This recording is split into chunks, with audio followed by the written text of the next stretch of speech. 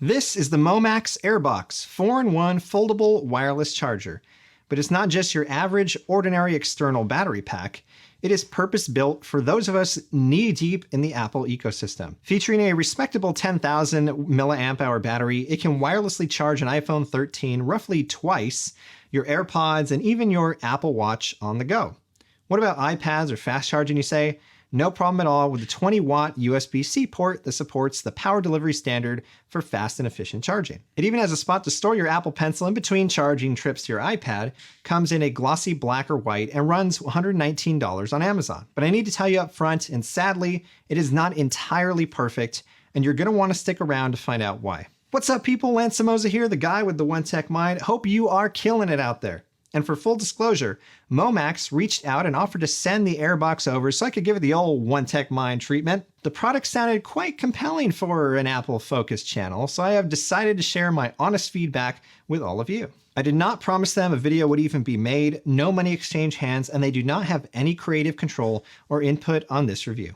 Now, I have a happy-go-lucky mindset when it comes to battery life, but I know my usage pattern, situation, and mindset may differ from yours, so I would love to hear how important battery life in general is to you down in the comments below. And I've had a bit of a mixed experience with Airbox after using it for the past few weeks. It is a little hefty at roughly 7 by 1 by 3 inches and a weight of 0.82 pounds, which you will definitely feel if you slip it into your pocket.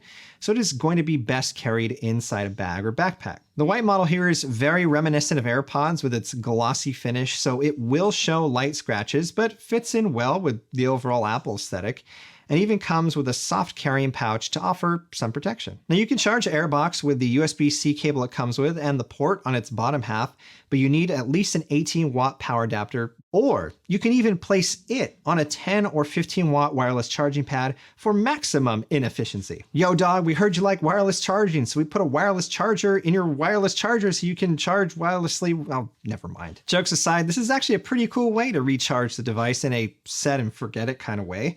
And in case you're wondering, no, you can't dual charge it wirelessly and wired at the same time. You need to press the little pill-shaped power button to turn it on, and then you will see a total of 7 indicator lights, which can be a little confusing, so let me explain for you. From left to right, the green indicates when 10-watt fast charging is available to the main phone charging pad. Basically, anytime the USB-C port isn't in use. The second light represents the charging status of the phone pad. The third is specifically for the AirPods compartment, and the next 4 white lights represent the amount of battery life Airbox has in greater than 75, 50, 25, and 10% increments. Now, Airbox will automatically turn off after 60 seconds of inactivity, or it will enter a low current mode when charging AirPods or Apple Watch, and then turn off after 2 hours. So that gives you a decent amount of time to charge those particular devices. And you can always just hold the power button a couple seconds to shut it off manually. Opening it takes a decent amount of force, but that's a good thing. And the hinge mechanism feels very solid, smooth, and sturdy. It's clear a lot of thought went into this hinge, and that gives me confidence it will hold up over time. Once open, you can plop your phone onto the main wireless charging pad and pull down a maximum of 7.5 watts on iPhone or 10 watts on other Qi-enabled devices. Yes, even though the pad provides 10 watts, iPhones still can't go faster than 7.5 on a Qi charger. Only with Apple's MagSafe charger and a compatible power adapter can you charge at a faster 15-watt rate. Now, it's best if you place your phone down lengthwise with the Airbox, but I didn't have much trouble getting it to charge in a few different orientations. The AirPods compartment delivers 5 watts of charge to any version of the small AirPods, which is just fine, including the new 3rd gens that just came out. You can even close Airbox and charge your pods inside of it. You will want to store 3rd gen AirPods horizontally like AirPods Pro, which means they will move around a bit when inside Airbox because of their smaller dimensions.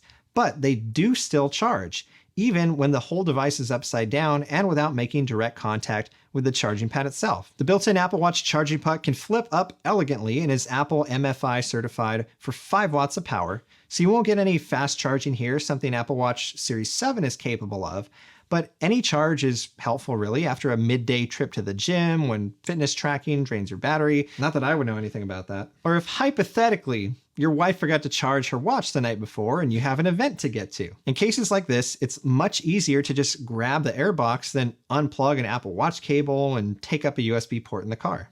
Charging a device over USB-C is no fuss and is even strong enough to juice up my big 12.9-inch iPad Pro, albeit a little slower than usual. And the Apple Pencil holding area won't charge the device, but I think it's a really nice addition and a great use of space. But there's something odd you should know about Airbox that isn't mentioned in the instruction manual, and I only spotted something about it on the Amazon listing for the product. But first, if you are digging this video, please consider giving it the old thumbs up, subscribing to help me build the most obsessed Apple community on YouTube, and ringing that bell so you don't miss anything else. So Airbox will prioritize the first device you set on it or plug into charge.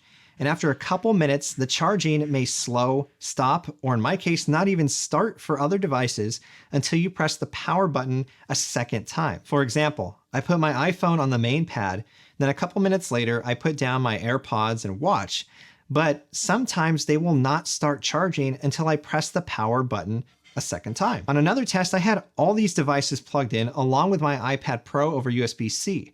Everything begun charging and seemed fine until I came back about 30 minutes later to find the watch, iPhone, and AirPods had completely stopped. Now I'm guessing this has something to do with balancing the amount of power that is distributed throughout the device, but it negates almost all the purpose for me. I would also expect this caveat to be crystal clear in the manual and materials that come in the box, and until I spotted the notice on the Amazon listing, I was quite confused as to what was going on. So basically, when you're charging multiple devices, you need to babysit it and watch those status indicators to make sure things are actually charging, turning what should be an extremely elegant process into work. On principle, once I set something to charge, I expect it to do so without having to press a power button more than once or watch it closely to make sure it doesn't stop. And with all that said, I do think $119 would be a fair price for what Airbox offers, if not for the way it handles charging multiple devices. And I really, really wish I could recommend this to everyone out there who owns at least an iPhone, AirPods, and Apple Watch,